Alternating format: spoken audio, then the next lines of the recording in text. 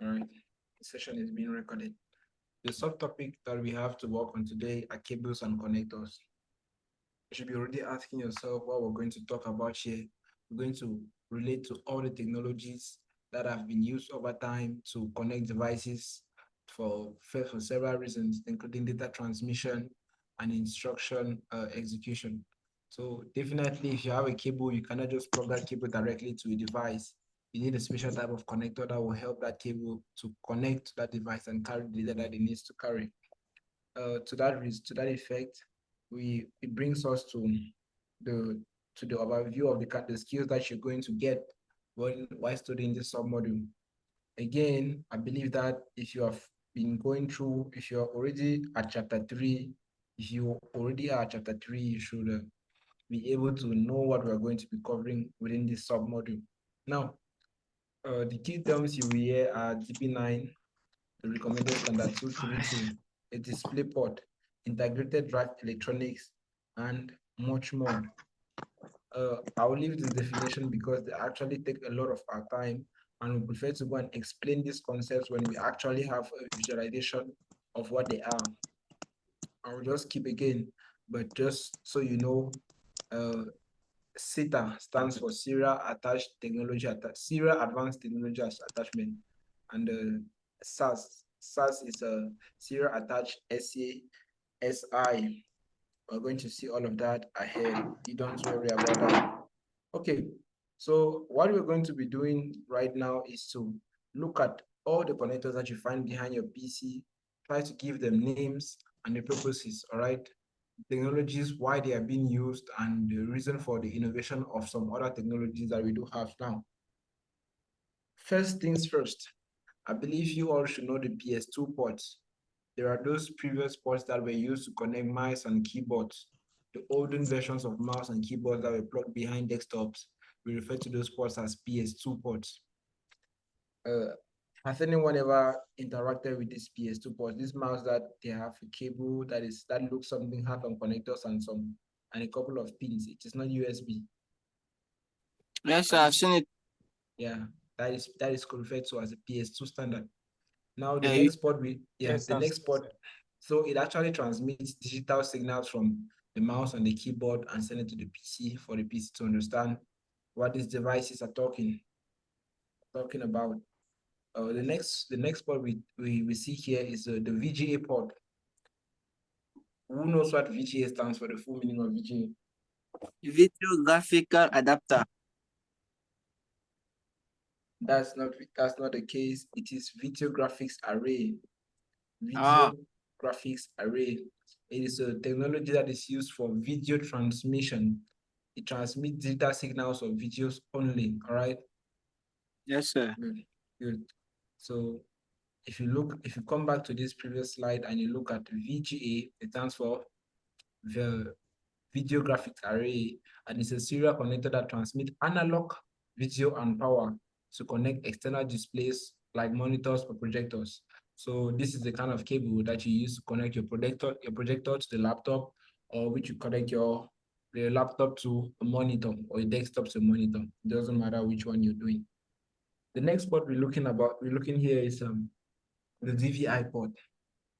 It is a wide standard because the DVI come in several variations, but generally the goal is to transmit video and audio and, like, in fact, signals into the computer in general, into the monitor, external monitors. We have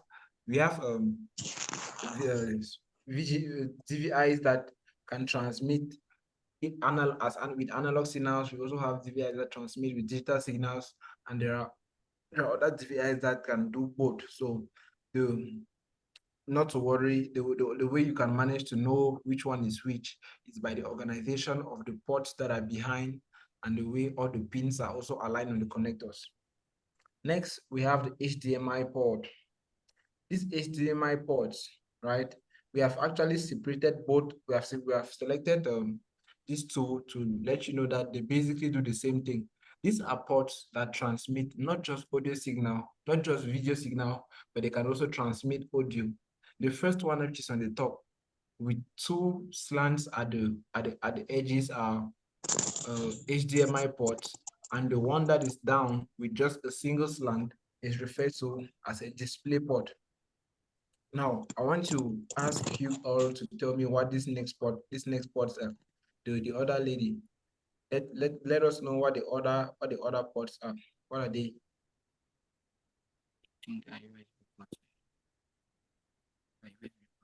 Mazule, are you with us?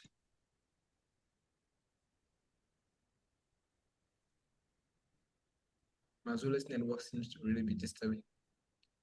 George, what are these ports that are being highlighted right now? They are USB ports. All Am I right, right? they are USB ports. And what do you know to be the most recent USB standard in the market right now? So I don't quite understand the question. Which USB standard is the most recent in the industry at the moment? Is a C type. Type C, very good. Yes, sir. Which standard is this we have right now in front of us? So I'm not getting you. Which standard of USB is this? So I don't know. I don't know. This standard here is a type A USB, and it just the difference in colors only lets you know that only lets you understand that there are a bit difference in terms of generation, because Okay. in the world of USBs, the only thing that differs between USBs of the same type are the generations that relate to the transfer speed. So generally, a USB of a higher generation has more transfer speed than a USB with a lower generation. We are going to look at all of that in the subsequent slides. Nevertheless, we also have the FireWire port. It is a proprietary connector that was developed in association with Apple. You know, Apple stores are always proprietary. So the FirePod is developed generally by Apple, and it is also meant to transmit digital signals, graphic content like videos and images. We also have SBDIF ports, some of which are used for fiber optic and other functions. In as much as we have audio jacks, these are all the connectors that we use to plug in our sound system. Sound system, when I say sound system, it is general. It could be input sounds, it could be an input, it could be output, whatever it is, but the audio jacks are what we use to connect the sound system to the computer. Nevertheless, we also seeing right now an Ethernet port. Who can tell me which connector is currently found on that Ethernet port? Which type of connector is that?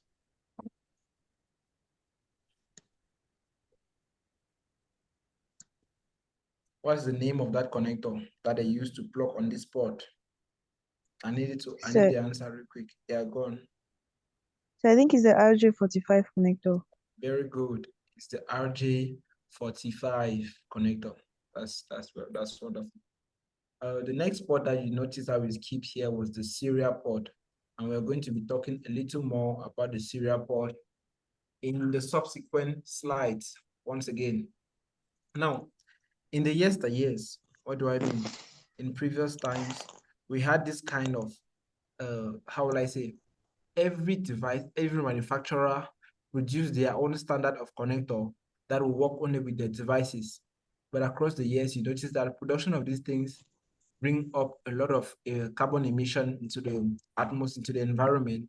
The increased carbon emission causes some damages to Earth in general. And in an attempt to resolve this issue, avoid a lot of differences in standards.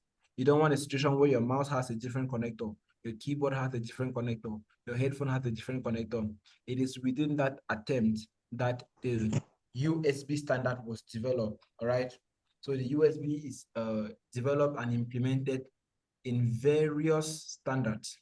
So the various industry standards that we have for USB are these: USB type A, the one which I asked Josh about.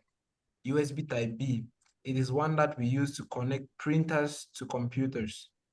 USB, or there are more devices that we can use USB Type B to connect, even projectors, but I just prefer printers because we generally use them for that. Even though, because you can also use USB Type B and connect it your projector to your laptop. The next one we have is USB Mini B. It's like a square form of a Type A, but it is just slightly smaller. Next, we have the USB Micro, the micro USB. The order doesn't matter. Mini USB, micro USB. So today you don't have to say, as from today, when you leave this class, you're not supposed to go ahead and say, give me your Android charger. Give me your Phantom charger. You don't say that again. You either say, give me your micro USB charger, or you give me your Type-C charger. What did I say? Type-C or micro USB. Good. You no longer have to say, give me your Android charger or give me your Phantom charger. All right. You can also realize that because of the development of the USB standard, a lot of the production of a lot of different connectors has really been reduced. You can now see that your mouse can use USB, your game controller can use USB, your headset can use USB, your projector can use USB, a game controller, a game console, a keyboard, a printer, a scanner, speakers, monitors. A lot of these different implementations these days use a single standard of transmission, rather than the previous years where you have all this bunch of different cables that have respective uses. All right, 1996, we wind up right back there to see where the first standard of USB was designed and implemented. We had USB 1.0, which has the lowest speed, and the transfer speed for this USB standard was 1.5 megabytes per second. 2 years later, 1998, USB 1.1 was developed, and it was referred to as full speed USB, and it had a transfer speed of 12 megabytes per second. I want to believe that when I say 12 megabytes per second, you guys understand how that works. I want to believe so. I want to really believe that when I say 5 megabytes, 12 megabytes per second, you do believe what 1 megabytes per second mean, right? Yes, sir. Good. In the year 2000, the high-speed USB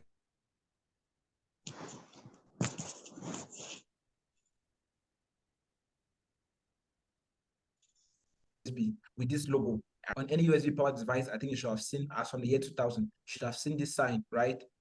Yes, sir. Good. That is the first standard of USB 2.0, which is still used a lot till now, till date. A lot of it is still used till date in mostly the African and the Middle East part of the world. The transfer speed here, it's also high speed USB, but the transfer speed here differs from the previous, the ancestors in 1.1, in that it is 480 megabytes per second.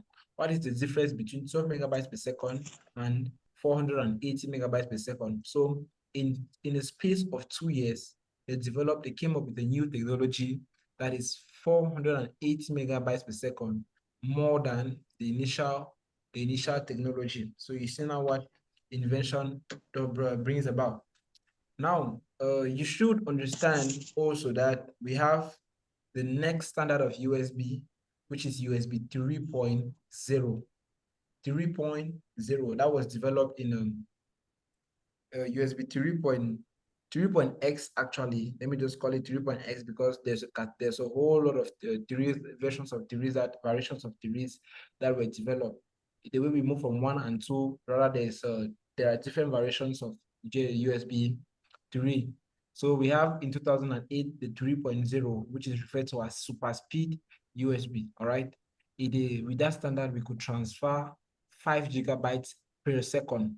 So if you have a USB key that has USB 3.0 standard, and you also have a port on your computer that supports the USB 3.0 standard, you can transfer a 5 gigabyte, a file that is 5 gigabytes in size in 1 second. Do you understand? That being said, we have USB 3.2 generation 2. This is developed in 2013, and it is named 3.1, USB 3.1, and it's a super speed plus USB, as the name was said, which supports up to 10 gigabytes per speed. 10 gigabytes per second of data transfer.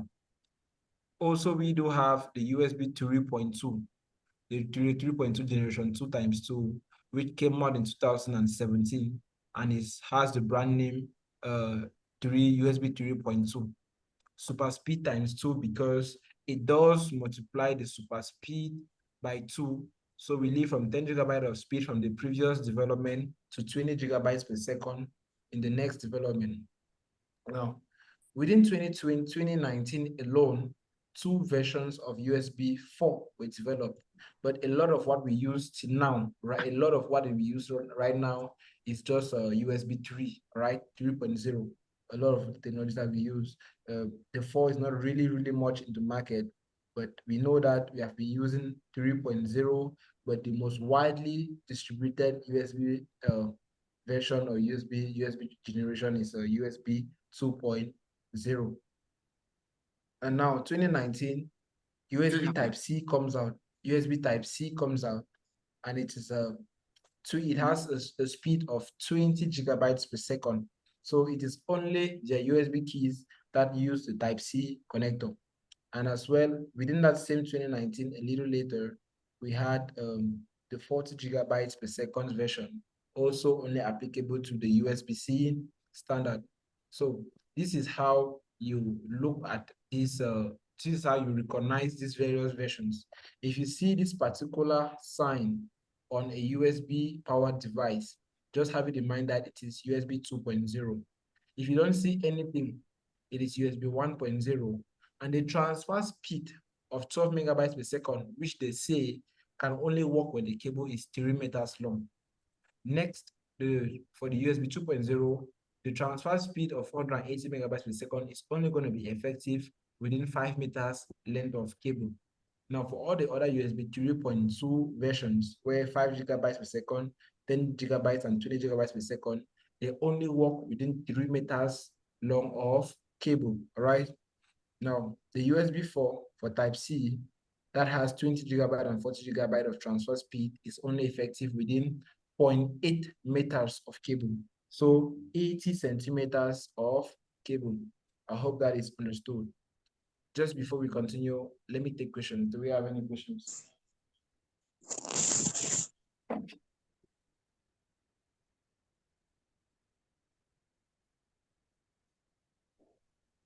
Right, I believe there's no question. So proceed. Cable extensions are devices that we use to increase the length of our cable size.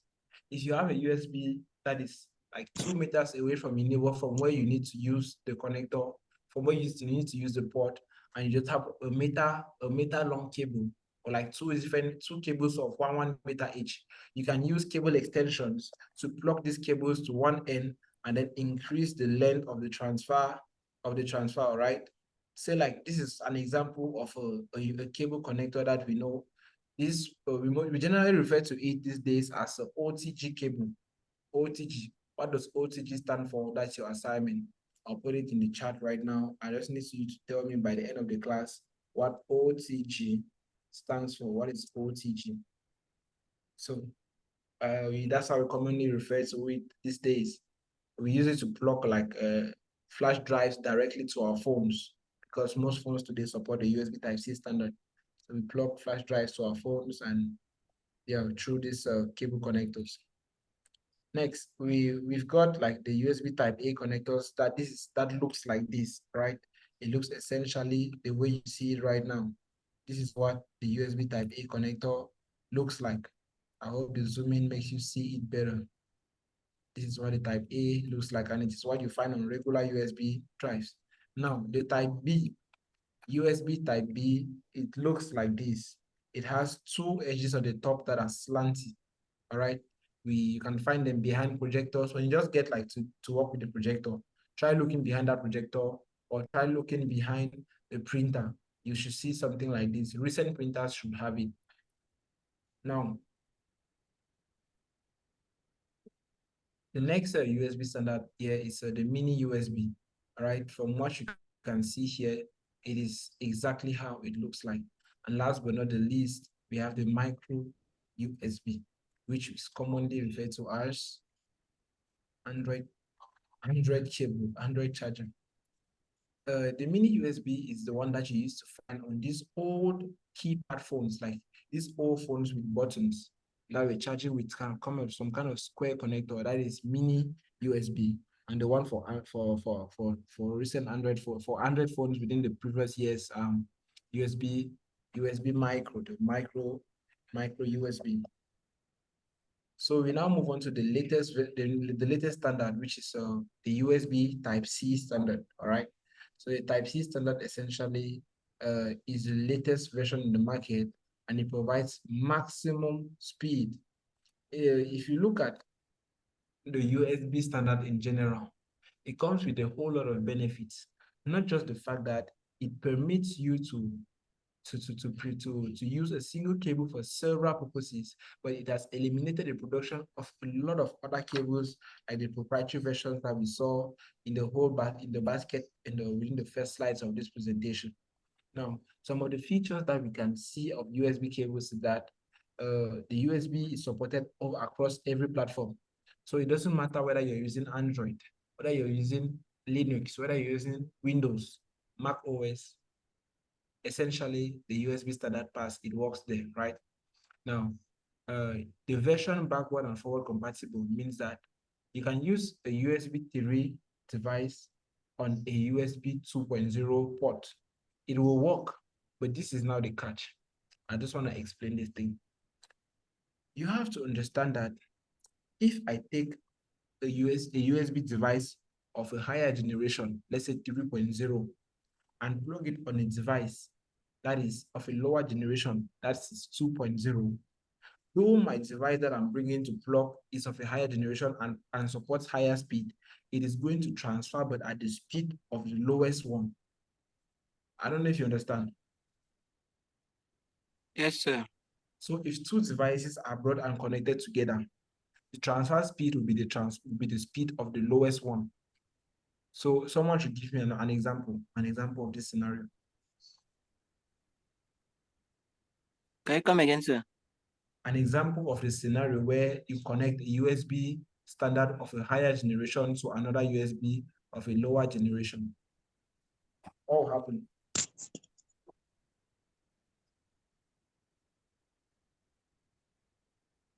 Let me ask the question again this way. If I take a USB, right, of Yes, 3. sir. Of a USB version 3.0, and I connect it with another device which supports just USB 2.0, which transfer speed will be taken in charge? Which transfer speed? Not you, not you, not you, not you, someone else.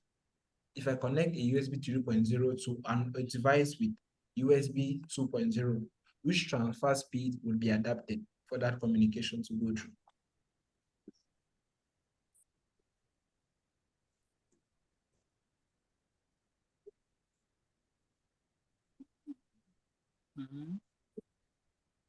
Anyone else?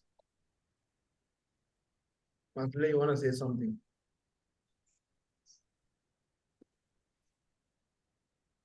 I think it's the USB 3.0 speed that we adapted. Okay. So if I tie two people together to run, let's say I tie you and Zidane. Zidane is faster than you, but you are slow. Let's say Zidane can run 4 meters in 1 second, but you can run just 2 meters in 1 second. If I tie both of you together to run, whose speed is going to be used? Zidane's speed or your speed? Her speed. Your speed, right? Because definitely you're the lower person, you're the slower person. A fast person can slow down, but a slow person cannot go faster. I don't know if you understand.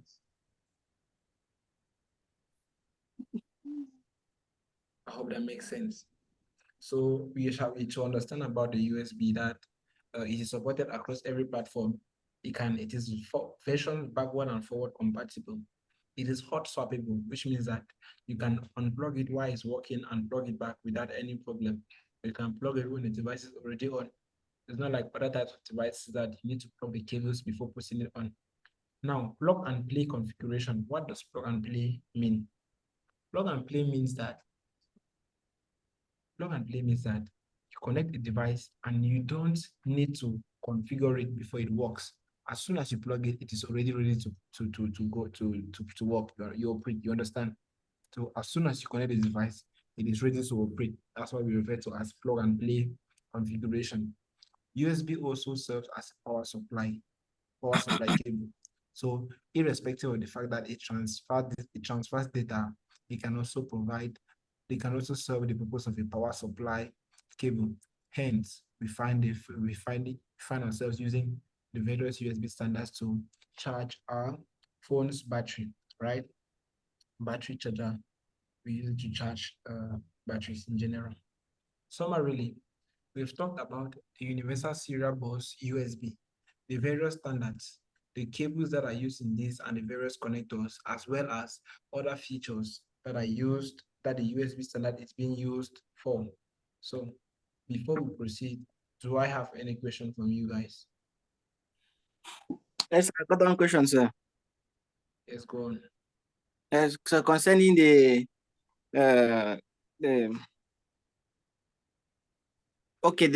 versions of USB, sir, and the meters.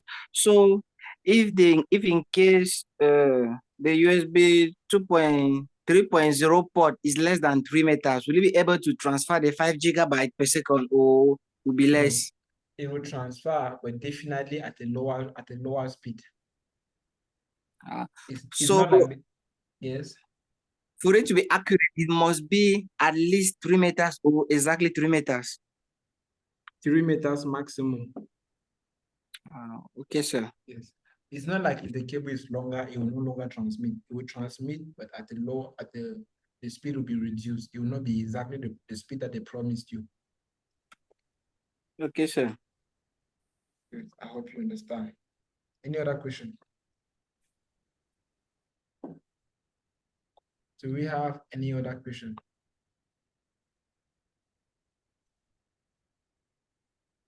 We do. Okay. So we want to continue from here. In this next sub-module, we're going to be talking about peripherals and video connectors. Excuse me.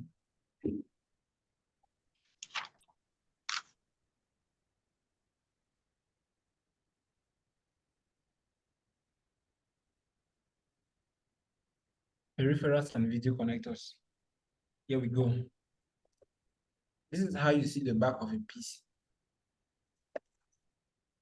When you come to it, you see various connectors.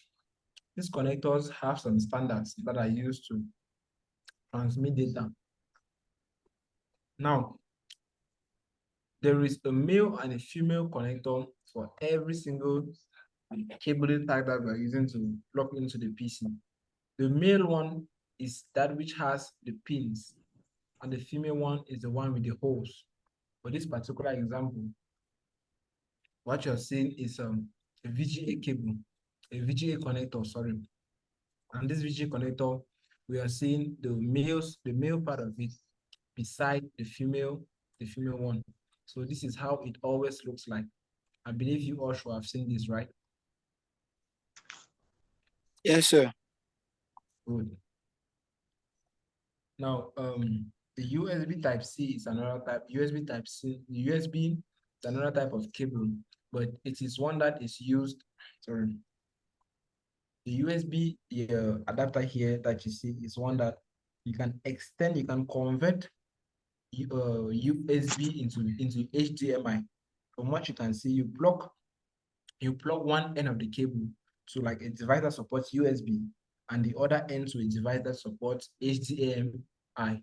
That leads us to a place where you can plug in like a tablet to a monitor, a monitor that receives only HDMI. This other end of the cable is plugged into the tablet, and the monitor or the projector is connected to through HDMI on the other end. When you want to connect the video to a projector, the various ports that you could use are the the display port. You could use the VGA port or even the USB type B. But now, how do you identify the VGA port, given that on some devices it is blue in color and on other devices it is black in color? Just know that it has rows of 3 lines, and if you count the dots that are there, you see that there are rows of five dots. There are rows of 5 dots or 5 connectors, each on every side of the device. So that's where you plug in your VGA cable on the laptop and on the projector. Remember we talked previously about remember that previously we talked about the DVI to be analog, digital, and integrated, and that the different categories all totally depend. What will make you to understand which one is which is the way the ports are being organized. If you look at DVI analog, that supports analog only, you have 5 pins on one side. You have 5 and 12 pins, 5 on one side and 12 on the other. For DVI digital, in which supports only digital signal, we have one that operates in single mode and the other that operates in dual mode. What is the difference between one that operates in single mode? We have 1 pin to the left and 18 pins to the right. That's for single mode. As you can see in this second illustration right here, this is a DVI cable that operates on the digital standard with single mode. 1 pin on the right, 18 pins on the left. And DVI dual mode is 1 pin on the left, 24 pins on the right, dual link mode. The next standard we have here is a DVI DVI integrated, that works for both analog and digital. The way you identify these two cables are by the number of pins that are found on the left also and the right. But for single mode DVI integrated, you'll find 5 pins on the left and 18 pins to the right, as well as 5 pins to the left and 24 pins to the right. All of these cables are very distinct. They are very different from each other, and this enables you to tell which one is which and which purpose it's going to serve. The DVI cable length is designed to work for 16 foot maximum, and it works for enhanced video cards, and it works with enhanced video cards within a range of 20 to 30 feet length, the foot of length, right? And it is also advised to use signal boosters, because over long length, the DVI standard loses the signal strength. So you need boosters that will re-amplify the signal that are coming through this cable before they get to their destination. This is going to prevent you from having blurry images or images that are scratching. This leads us now to the next standard of peripheral and video cables, which is the HDMI. I think it's the most widely used after VGA these days, because in the recent times, HDMI has overtaken almost every market.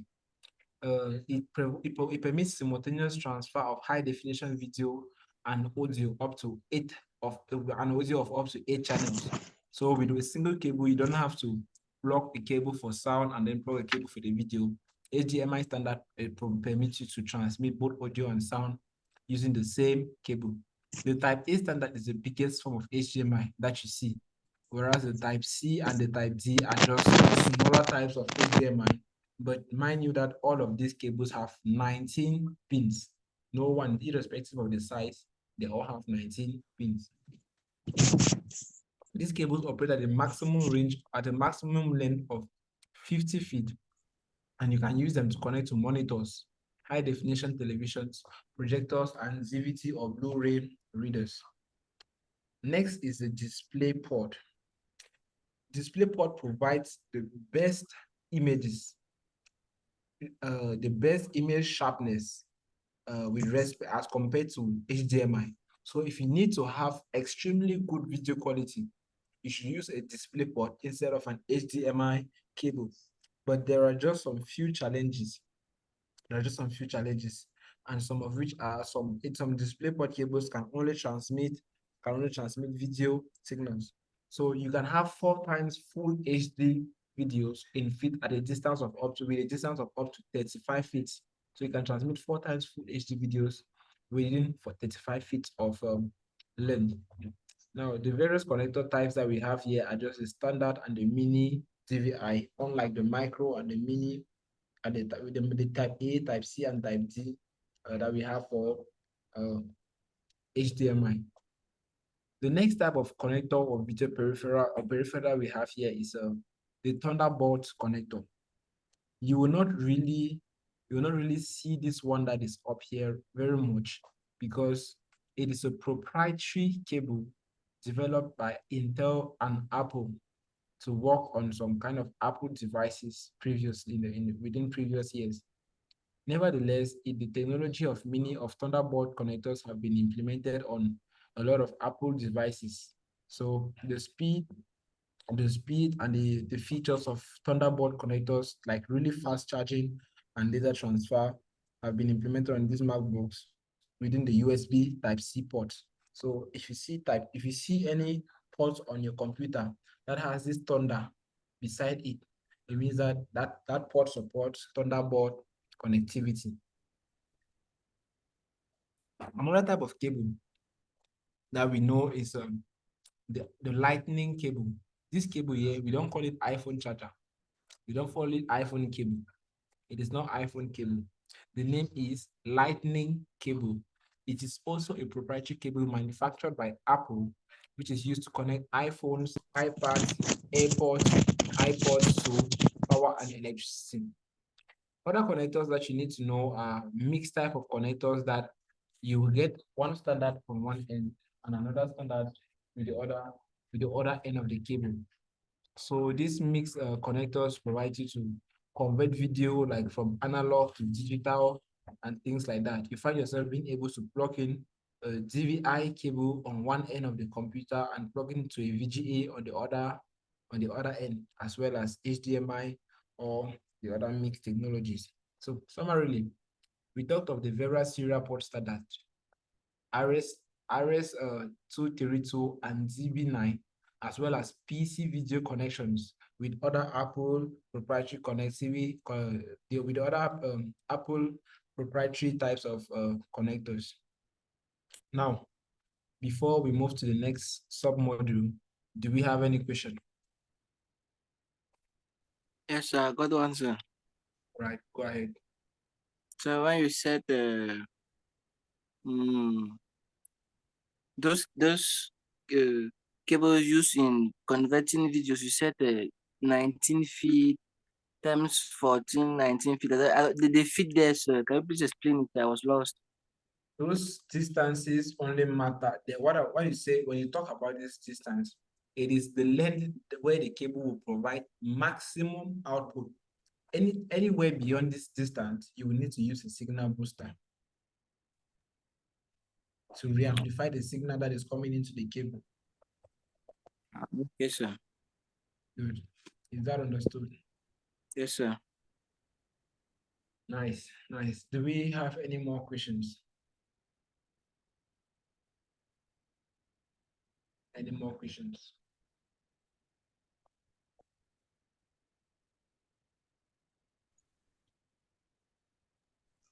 Yes, sir. Yes, go ahead. So I do not quite get the difference between the male and the female cable. The male cable has the pins, whereas the female cable is full of blow with holes where those pins are supposed to come and get in and enter into.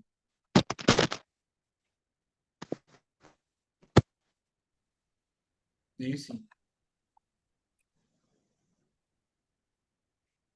Do you see the difference? Yes, sir. Oh, okay, sir. Good. So that being said, let's take one more question before we go to the next.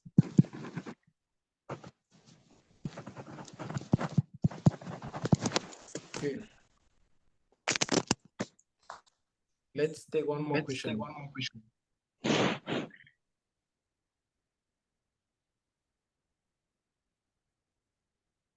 All right. I'm gonna assume everything is fine. The next submodule within this section is hard drive cables, cables that are used to connect hard drives to the computer. So while examining the motherboard, you find that there are a lot of places where a lot of connectors, but how do you even know which connector is which? When you look at the motherboard, there are some sections there that have connectors, several types of connectors, which is supported for hard drives to be connected to in general. We have the ATA, we have the IDE cable. IDE cable, I don't think a lot of you should really see it or have to deal with it these days because the IDE has already like gotten out of standard. It used to be a cable that looks something like this, where you can connect like three different hard drives and you plug them so all to a single port. Have you ever seen something like this? No, sir, not slot. Yeah, we actually have used these cables. They have their loopholes, they have their drawbacks as well because of their bulky size and things like that. So we're going to be talking about the various technologies under the IDE cables. So this one on IDE cable looks like, right? The various colors on them determine which way you should plug them on your motherboard and on the disk. If you look at these olden types of hard drives that had all these pins, it is the IDE cable that was plugging into them. This is how an old hard drive looked like, right? This is what an old hard drive look like, and you plug this IDE cable to this connector to connect your hard drive to electricity. So this little notch that you find here, is what is referred to as the cable key. This is what is referred to as the cable key, and it permits the key or the cable to sit well within the port where it's going to connect. I hope you understand. Yes, sir. Yes, sir. Yes. Funny enough, you won't have to deal with this very much, but in case you do, just know that if you have a hard drive that you necessarily need to connect to, you can, and that looks like this. The cable you're going to use is an IDE cable. Next, we're talking about the Molex power connector. It is a type of connector that is used to provide power for DVDs, for mo- motherboards, case fans, floppy disks, CD drives, the video card, and other types of hard disk. So it is a cable that has yellow, black, and red wires with a plastic connector that is polarized with 4 pins. So that's why we call it the 4-pin Molex connector. As we said, it provides power to all these various device category of devices. So there are various standards that have come out within the years. Like you can see right here, we have one that takes power from the motherboard here and provides it to two devices directly. Nevertheless, in as much as we have IDE cables, to connect hard drives to the PC, the recent advancement in technology has permitted us to connect hard drives using SATA. So you will be hearing a lot about SATA.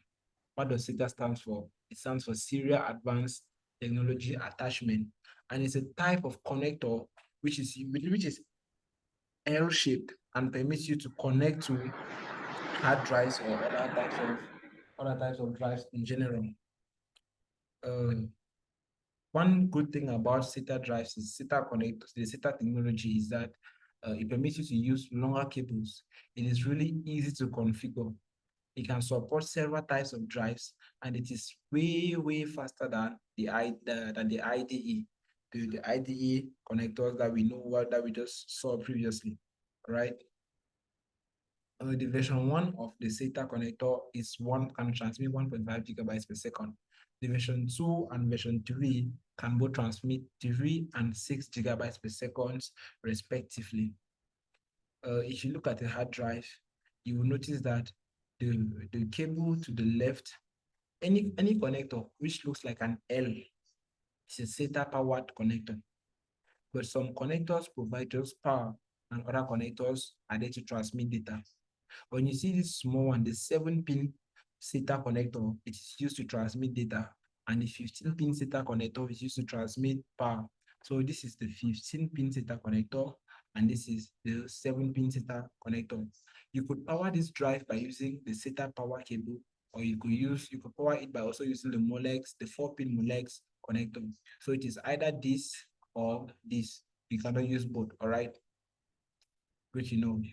The SATA connector now is also assisted with a cable, which we refer to as the SATA cable. This is what the SATA cable looks like. This connector, this um, this connector is actually seated in a way that when you plug into your drive, you will not have to bend it a lot for you to transmit data. So you actually just plug one end to your hard drive or to your optical drive, and you plug the other end to the motherboard. As easy as that. Easy to configure, all right? Nevertheless, we have another interface for SATA, which we refer to as the eSATA. It permits us to connect to external drives or that they have like built-in motherboards, or we connect expansion cards to the PC from outside, right? Like you want to connect an additional feature to the PC from outside, we connect using an eSATA cable. But the problem lies is when you connect these devices from the outside, definitely these devices need power. That's where we find ourselves with a new technology that is referred to as the eSATA P. Needs eSATA P, because if you use just eSATA interface and connect the device to the PC, you will need to also connect it to a source of power externally. But what if you don't have a means to connect this device to a source of external power? You use the other technology, which is referred to as eSATA P, where the last P stands for power. It is a SATA cable that can provide also power at the same time. eSATA provides SATA connection. It is hot swappable, which means that you can unplug it while the machine is operating and plug it back as you like.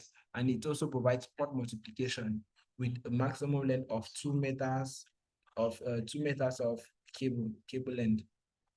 On high-end servers, we generally use, say, the eSATA standards like the mainframe computers, internal hard drive, external hard drives, and the SCSI parallel interface.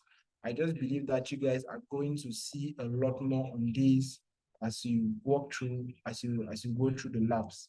There's some people in here that still have to get their licenses. Get to me after the class, immediately after the class, so that I can set you up and set your licenses up and connect you to the platform so you can start working. So we're currently looking at the various SCSI connectors, and it's going to take us a lot of time if you want to really go deep into explaining this. I believe the labs are going to help you understand this a lot better. So reason why we're just going to skip that for now. Let's go to the next summary. We have looked at the IDE, the Molex power connector, the SATA, and the eSATA. And we've reserved the SCSI standard for the LabSim platform when you start going through the chapters. Now, some of the things that you're going to practice as you walk through the LabSim platform is how to install USB devices. So when you go to the platform, you're going to be provided with the ability to learn how you install the various USB devices, irrespective of whether it's Type C, Type A, Type B, mini, micro, or even eSATA and the other SATA technologies. I want us to take a few minutes of break before we come and start talking on the next sub-chapter within, or the next sub-module within this chapter 3, which refers to PC cases and their associated motherboards. So go and grab something like a coffee, grab some air, just relax a little bit. We come back here in 10 minutes. We take 10 minutes of break and continue from here in a couple of minutes. So just take a break and see you in 10 minutes.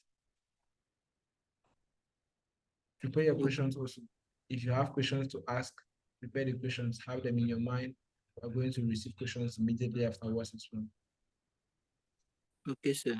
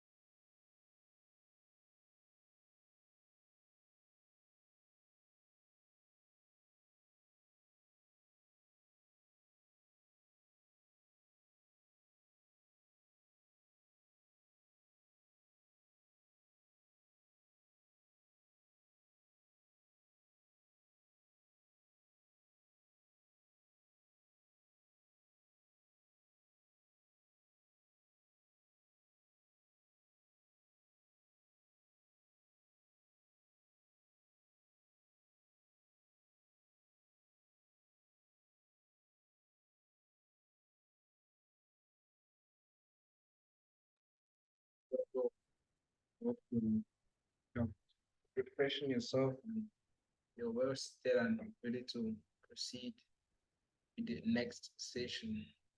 Okay.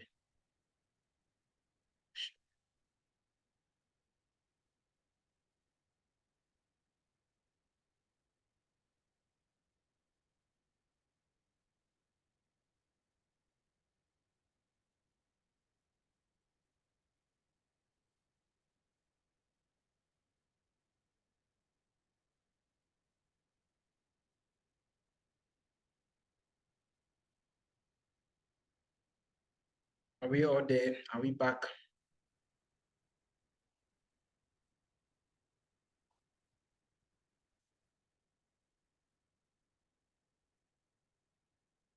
Really, your network seems to be like really, really bad these days. I just hope you're going to cope. Right. We're talking now about PC cases and motherboards. Do you, because this module being a really, really broad and important one, do you guys want us to talk about it? So in an interactive manner, or I should just go ahead and explain it to you, you stop me and ask your questions. Which way do you want this thing to go? Let me hear from you.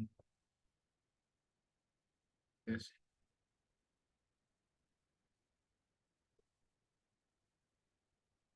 You're not saying something.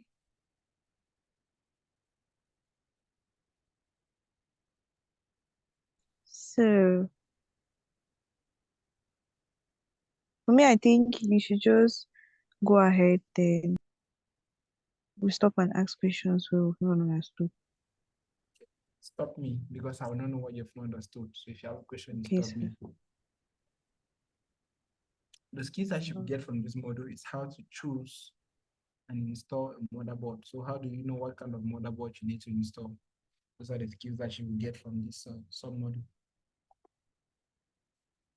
The terms we'll be using here are CPU socket, chipset, DC or direct current, firmware, form factors, I/O connectors, also synonymous to input-output connectors, motherboard, peripheral component interface. Take note of this, peripheral component interface, PCI. I'll be using a lot of this abbreviation in the as we continue. I'll be using a lot of it, so take note of what PCI stands for.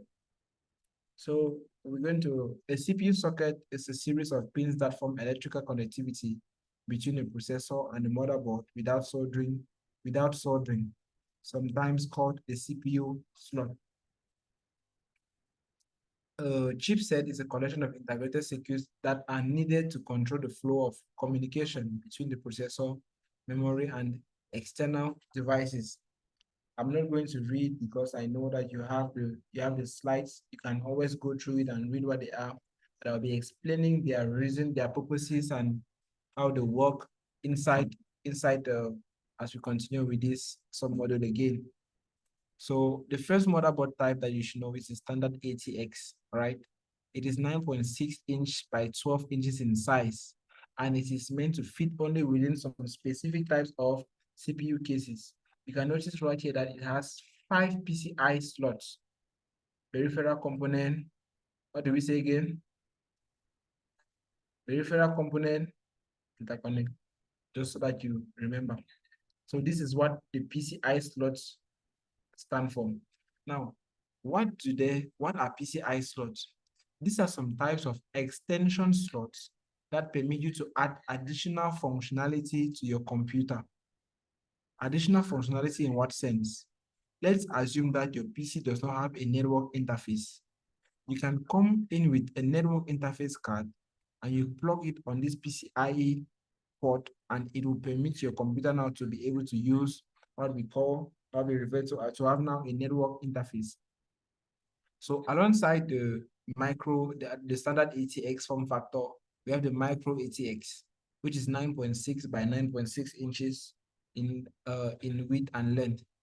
The extended ATX is just a longer form of the standard ATX, which has a lot more functionalities than the previous. Last but not the least, we have the mini ITX. which is further broken down into nano ITX, pico ITX, and mobile ITX. These are just the various form factors of motherboards. Form factor, what do we mean by form factor? The size. Generally, we simply just mean, we just refer to the size. Some older form factors that are no longer really in use are BTX and NLX. Now, these motherboards that we just look behind, they can only be used in some particular types of PC cases. You can see ahead of you the different categories of PC cases. I think that you all must have seen at least one or two of these. The one that is to the left is what we refer to as the mini ITX. The second one is the micro ATX or the slim tower PC, all right? Micro ATX or slim tower. You think you should also have seen this? I think the Dell 990 desktop computer is a micro ATX and a slim tower PC. You should have seen this also. We're just going to switch right now a little quick to Chrome and slim tower cases and search a little bit, and it's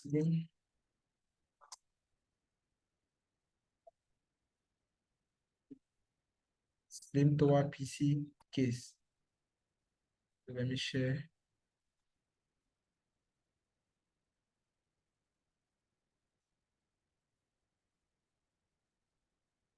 I hope you can see this, all of you. You all. This is what a slim. This is what a slim tower looks like, or the mini IT, the micro ITX. Sorry, micro ITX. This is what it looks like. This is what micro ITS looks like. I'm just trying to isolate the image. It's a small form factor, all right? Just have in mind that this is small form factor. Also, we have the next form factor, which is the micro ATX or the micro ATX or the TOA, right? It is a kind of huge form factor for PC case, but it is definitely smaller than the ATX itself or the mid tower. The mid tower ATX is the next big form factor, but generally we have the biggest form factor for the biggest ATX form factor, which is also referred to as the full tower. It's the biggest format of PC cases that we have out there in the market. Now, we're going to be identifying some components that we find on the motherboard. This right here is the way a motherboard exactly looks like. So we are going to identify some key components within that motherboard. But just before we do that, I'm going to be taking questions from you. Anybody with a question?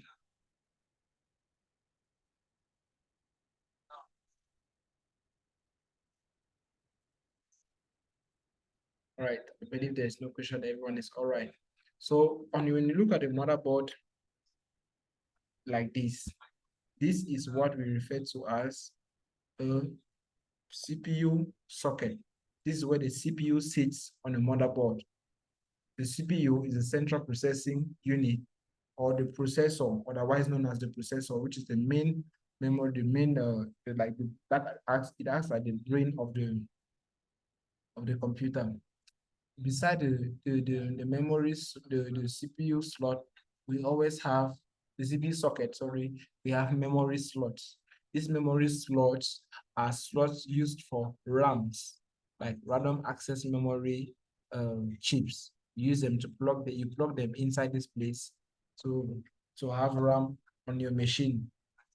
This is ATX power, or the main power source provided into your motherboard. This is where when your power supply converts electricity, the biggest cable, the 24 connectors that you see on your motherboard, on your power supply cable, comes directly into this connector and provides power to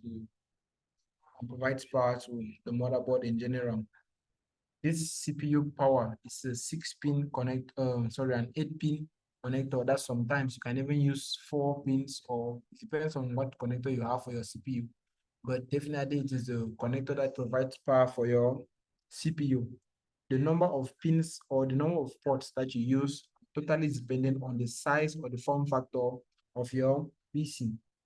Next, we have CPU case fan connectors. The reason why we are going very detailedly to explain all this to you is because you will be doing labs. You'll be configuring and installing PCs, installing motherboards, and you will face scenarios where you have to connect the various type of devices to all these different connector types. This is where you connect the case fans of the CPU of the CPU of the computer of the right the processing units case fans, the fans that take air out of the hot air out of the PC, you connect them to these pins. And you also use the CPU fan itself, the fan that takes hot air or heat away from the CPU. You plug that fan to this other connector. We talked about this. I just said these are expansion slots, and this particular one here is PCI, right?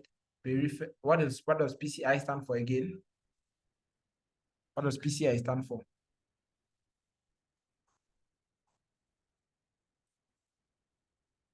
Hello everyone, can you hear me? Yes, sir. What does PCI stand for?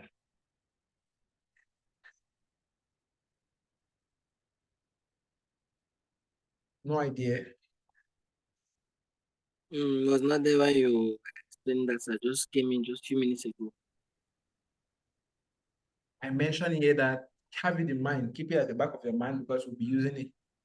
PCI stands for Peripheral Component Interconnect, and it falls under the category of expansion slots, which happen to be some slots that you use to add additional feature to your PC or capacities which your CPU normally does not have by default. All right. So we have PCI slots and PCIe slots. The PCIe are the small ones that you see here. This one and this one, and these other long ones are the PCI. What does PCIe stands for? The little e at the end of PCI for this one refers to PCI Express.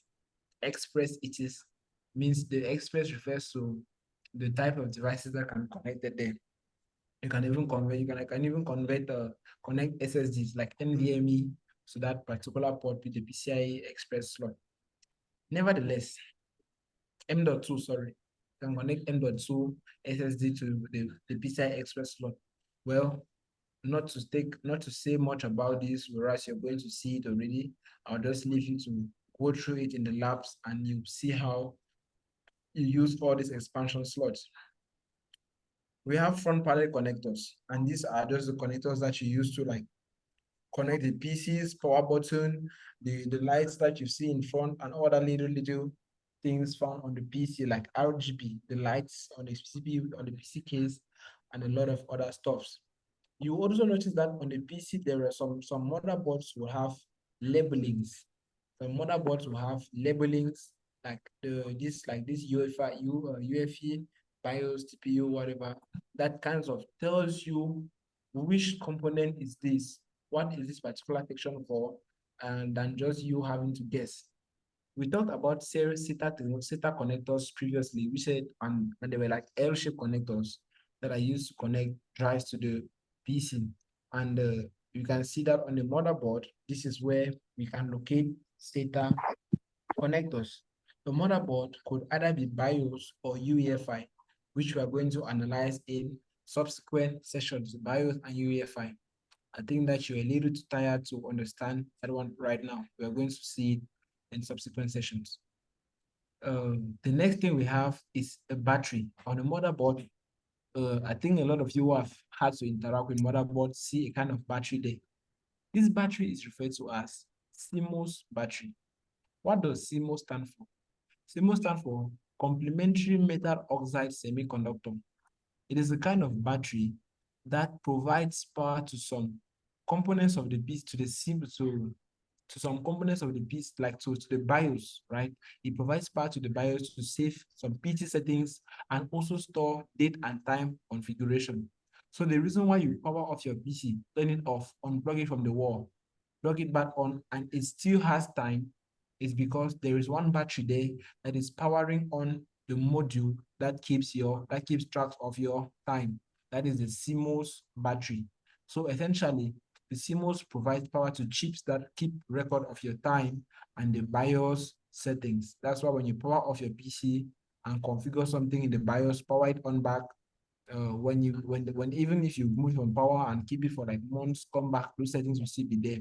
That's because the CMOS battery is working and it is able to keep record of all these settings as well as your date and time. So one day, if you face a situation where you always off your computer and every time you on it, the date has just changed to like one specific year, let's say the year 2000 and January the 1st, every time you turn it off, irrespective of whether you have configured the date or not, the time will change, the time and date will change to a specific year every single time. Just having in mind that your CMOS battery is no longer functioning. You should look forward, you should look towards replacing that CMOS battery. Now the chipset is the next component that we're going to talk about, and it simply is that component that controls data flow between the CPU, other memory chips, as well as computer peripherals. So it simply regulates the way data flows among them. And if you also look now at the back of the motherboard, you should see what we now refer to as the I/O connectors, which is short for input-output connectors. You can see some ports here are for input, others are for output, but all in all, there are ports that we use on the motherboard. So we find here little traces. We find here traces or pins that are like electrical solderings or the other end of the motherboard, which you should never tamper with. There are actually traces or data paths which make up the various channels that data manages to flow within the PC. So to wrap up this session, we are going to look at the various steps involved in the installation of a motherboard. You can see right here that we have a motherboard.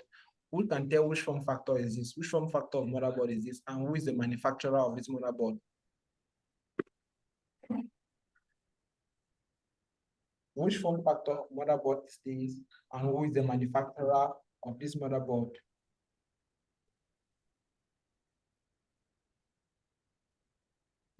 Nope. Nobody. So can you turn the question another way? I'm not like getting the sense of the question, sir.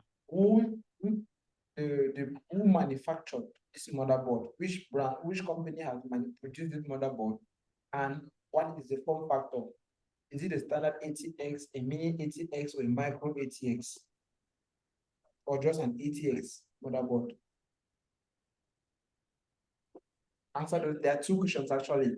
Let me just ask the first. Who is the manufacturer of this motherboard, this particular motherboard you're seeing in front of you? I think it's HP. Josh, do you agree with the fact that it's HP? So I have no idea. Can you guys not see right here? What do you see here? What do you see here? So I'm not seeing. Can see, so but we can't really figure out the letters. Yeah, you can't really figure out the letters. A, let me go back to the previous slide where it is visible.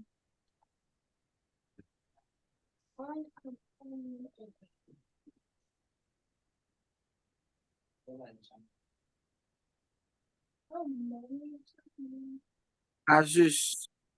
Do you know Asus? Yes, sir. No, is sir. Asus? I've never heard about that, sir. Asus is a company. The same way you have Dell, HP, and other IT companies that manufacture computers and computer parts. Asus is also a company. So yes, that is Asus.